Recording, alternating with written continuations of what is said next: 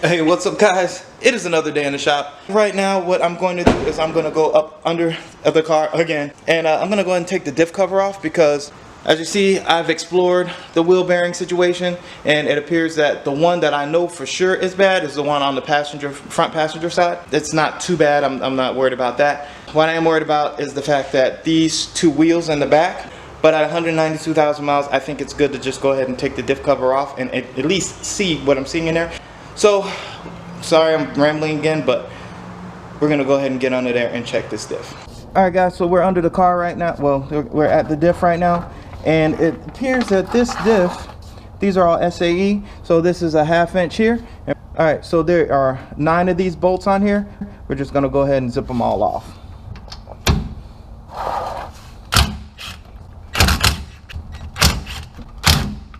I'm using a wobble extension so I can get under this bar. There's a spare tire in the way. Gotta try to avoid that too.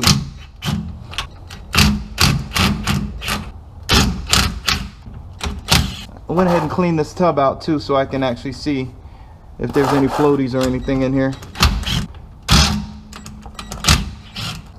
Alright guys, so as you can see I can't count worth shit. So there's 10 bolts on this thing. So after removing all 10 of those bolts, not 9, but 10, I'm gonna have to find something to get in here and take this plate off. Alright, so the idea now is just to kind of pry this thing off of here. There we go. Actually, the diff fluid already looked pretty good. A little murky, but not bad. Alright guys, so what I'm actually looking for in here is any type of, that looks like metal shavings or anything like that. Doesn't look too bad. Here you go, take a look. Nothing really looks chipped or anything in the spider gears. Those actually look okay. Nothing shaved off. Not looking too bad in there. I'm pretty happy about that. And the diff fluid actually looks pretty good. But I think we're good as far as the diff is concerned. So the next thing I'm going to do is I'm going to go ahead and put the car in neutral. I'm sorry, the truck. And we are going to see if there is any play in the drive shaft or if there's any noises or anything like that. So we put this thing in neutral. So first thing I want to check for under here to see if there's any play, which there is no play in this thing. None. Like I'm trying to move it and it's not moving. As I move back and forth, I'm getting no play. And when I turn it, it's really smooth. I don't hear anything. So yeah, it seems like everything's fine under here. Okay guys, so after I've gotten from under the car, I don't see anything wrong. It may need to be under load. You guys can go ahead and leave something in the comments to let me know if it needs to be under load to feel anything. But it does feel solid. It's not moving around. Nothing's leaking back there. I feel like the carrier bearing should be okay.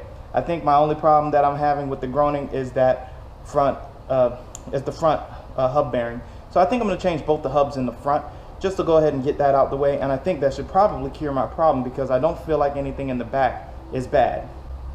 Oh, by the way, that small shifting back and forth, it's actually supposed to be there. I just learned something new. Don't kill me in the comments about this, guys, sorry. But basically that little bit of movement is supposed to be there because you're supposed to be able to push the axle in slightly so that you can remove the C-clips so that you can remove the axle completely without any trouble. So just imagine that, just 2 little C-clips are holding that whole thing in. Somewhere in the back of my mind I knew that, but you know, I kind of got lost somewhere. But that's where I'm at with this right now. So I'm gonna go ahead and put the car back in park, and we're gonna go ahead and finish the drain and fill on the diff and go ahead and get started on taking the wheel bearing out of do the wheel bearings in the front. Alright guys, so what I want to tell you is how to tell what type of diff you have.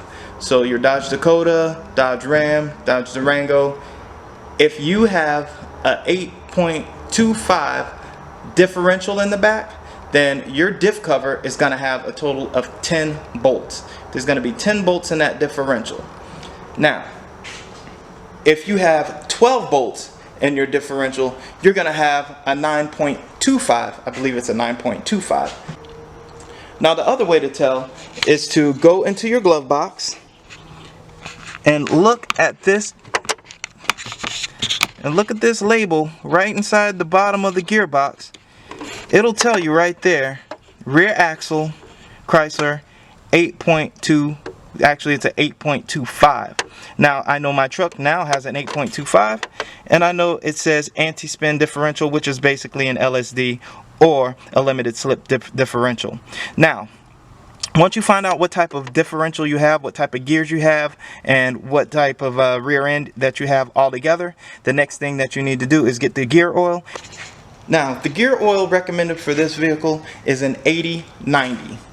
Now, I either need to put an anti-spin or limited slip differential modifier inside with the gear oil, or get gear oil that actually has the modifier in it, or read on the label to make sure it says for anti-lock vehicles on it as well.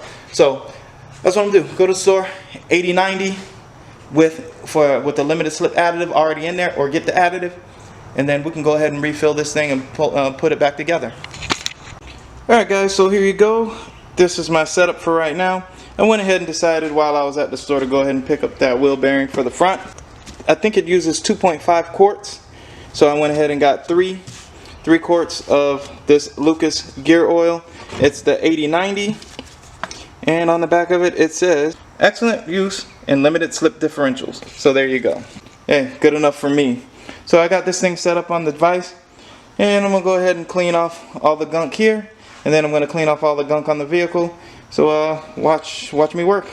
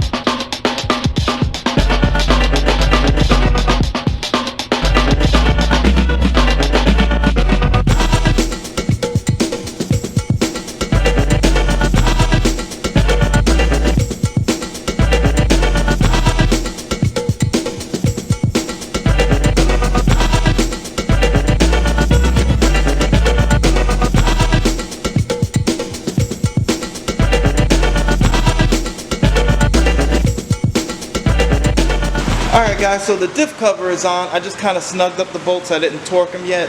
Basically, you just kind of snug them up till you see the stuff ooze out the side of it, and then you kind of let it sit for an hour or two, and then you come back and then you actually go ahead and torque the bolts. So that's what I'm doing right now. So the next thing I'm going to do while that's all going on is I'm going to go ahead and take this wheel off and see what I can do about this wheel bearing here. But there are a small nest of pincher bugs living right behind the wheel of the truck. I just drove it in here. You mean to tell me these things lived? It's probably why my bearings are bad. These guys have probably like little gremlins or something, destroying my wheel bearings. That's crazy. I've never seen this before. They're just look at that. They're all over the place. Look at them. They're everywhere. Never seen that. Alright, back to work.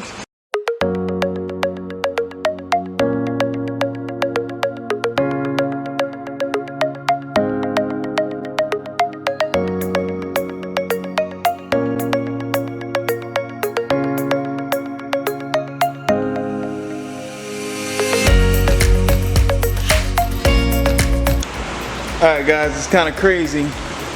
This thunderstorm took out all of my power. I'm in here listening to music, minding my own business, and bam, pitch black. Holy crap. All I got is that little light. Well, we're gonna see if this cuts back on.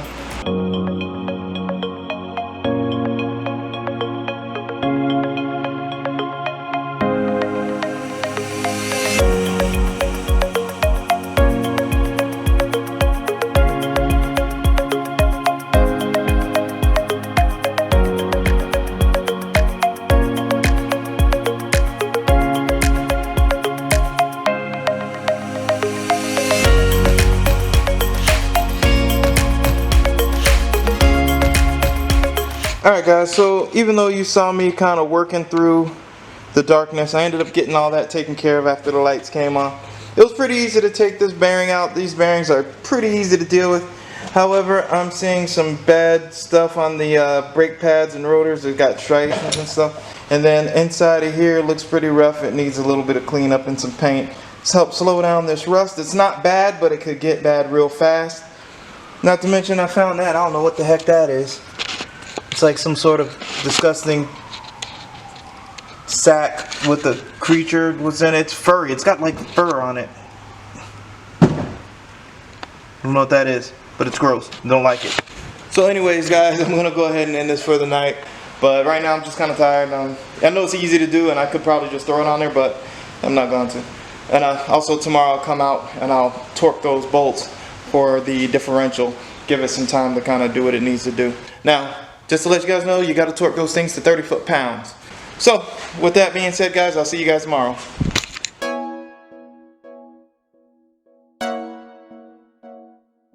Now I remember your smile and look up.